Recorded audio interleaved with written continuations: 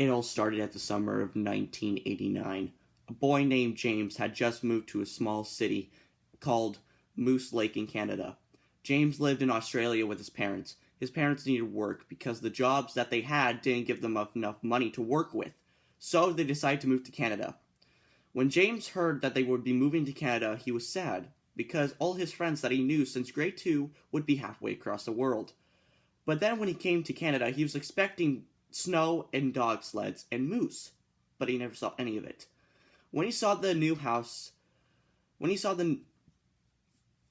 their new house, it was very small. 2 bedrooms, 3 bathrooms, a decently sized living room. He was kind of happy with the house after he stepped into it. It took 2 days to finish unpacking. They decided they didn't have much stuff anyway. After 2 long days, James decided to take a nice warm bath. He stepped into the bath, closed his eyes, and wondered what school would be like. But then in the middle of his thinking, he heard tapping coming from the bathroom window. He looked up, and all he could see was darkness outside. But in the middle of the window, he saw a black shape in the middle of the window. He knew he was able to see the shape because the shape was darker than the blackness outside.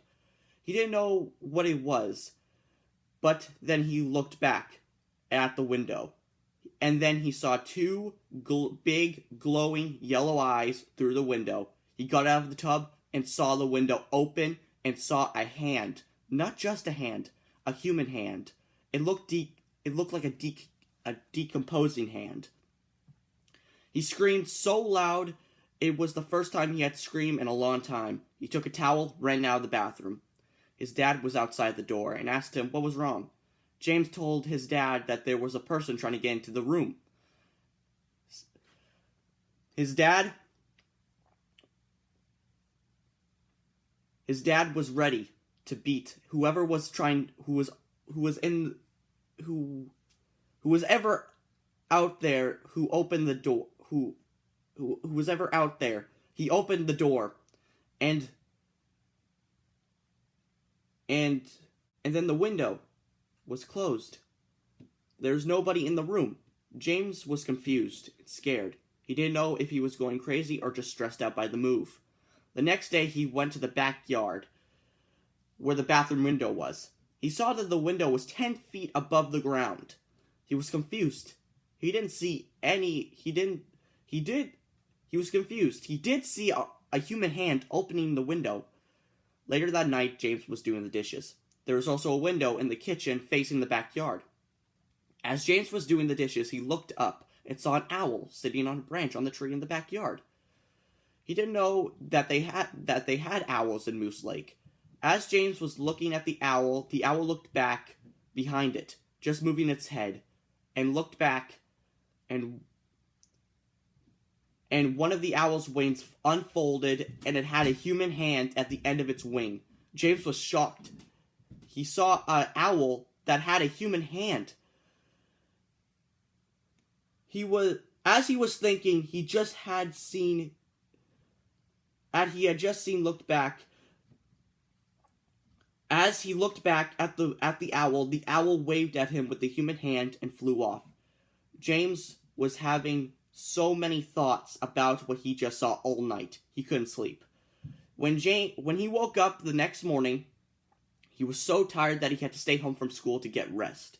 A couple weeks had passed, and he had forgotten about the incident. He was playing at the local junkyard. That's where he spent most of his time after school. Because he had never made any friends at school, and he just wanted to spend some time alone. He would play with rocks and other junk there. As he was playing with a can, he looked at a car that was there. It was an old car, and it had been there for a very long time. There were piles of leaves up to the door, and there was no features on the car, but only a light blue paint that was still there, even that there was so much rust on the car. James looked at the car, and he could see a man sitting in the car. James didn't know what to do. He didn't know if it was the owner of the junkyard or just a homeless person. It was hard for James to make up the man's features because the windows were so dirty. But then the man stepped out of the car and walked in front of the car. James stood up. He didn't know if he should run. James could see that the man had looked like he had been in a car crash. Not just a car crash, but a serious one, judging by the man's face and arms and legs. James asked if the man needed help. The man didn't answer. Just stared at him with a blank expression. Then the man walked back to the left side of the car that he came out of. Then the man stopped in his tracks. Just stopped. Not like a normal person, but stopped as if he was frozen, like somebody had paused a VHS tape. Then the man moved his head without moving his body, and gave James a wide smile, but not a nice smile, a creepy one. Then the man charged at James so fast, the man was already in front of him. James ran so fast he was going to puke, but he kept on running. As he got to the gate of the junkyard, he had to climb under the fence. As he was on the other side, he looked back and saw the owl on top of a car.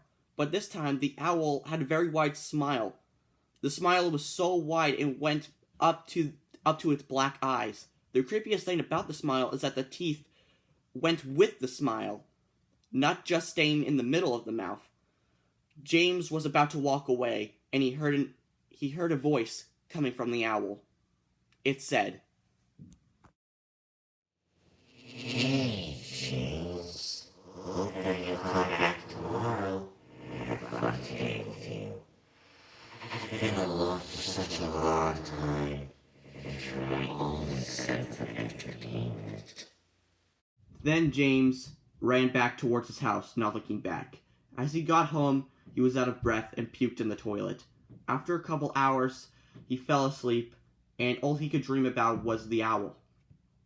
He didn't know if he was losing his mind or just tired from the move. And the next morning, he faked sick so he could stay up and think about this whole thing.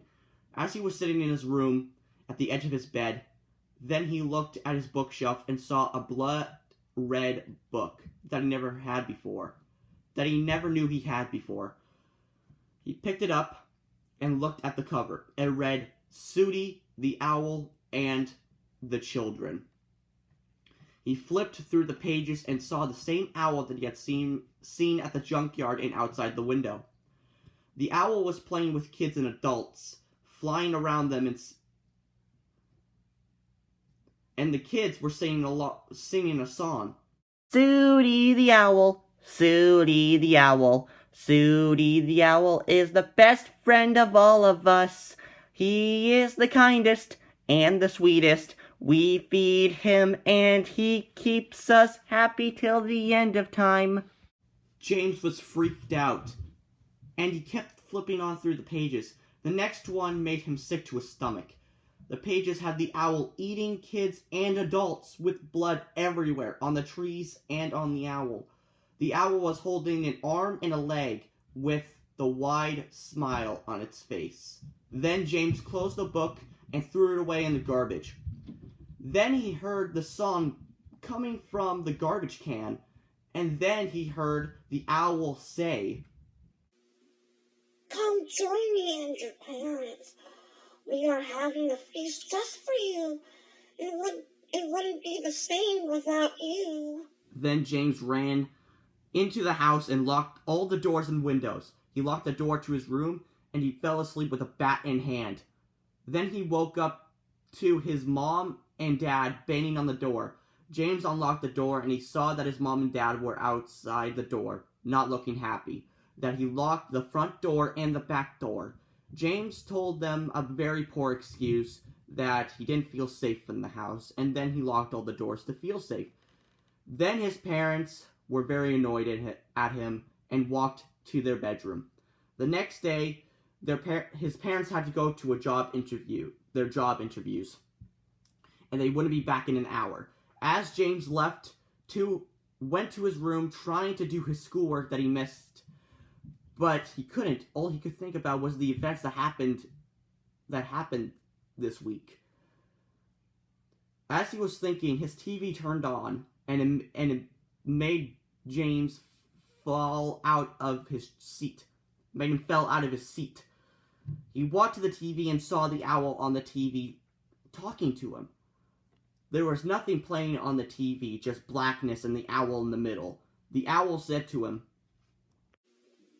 "This week had been the funniest week for me. You, James, made me go crazy.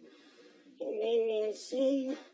And now I'm going to make you insane." Then the owl had the decaying hand back on the end of its wing. It busted through the TV, and it made the whole room go dark. James stood up trying to find the door to his room. He found the door handle and ran out of his room.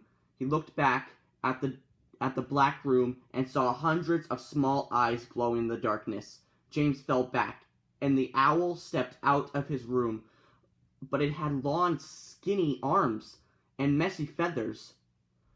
The arms were so long that they were touching the ground. It still had the human hands, but this time it was black. It had black claws on the tips of the fingers. The legs were like sticks from a tree. The feet were just massive talons. The body was like had a human shape, but it was just covered in dark gray feathers with white spots. The head was still the same, but much bigger. It stepped out of the room, but it had to bend down to get out of the room. It was probably 10 feet tall and almost touching the roof of the house. As James stepped back, the owl opened its mouth, and hundreds of eyes, all different colors, and the owl closed its mouth, and it spoke to him again.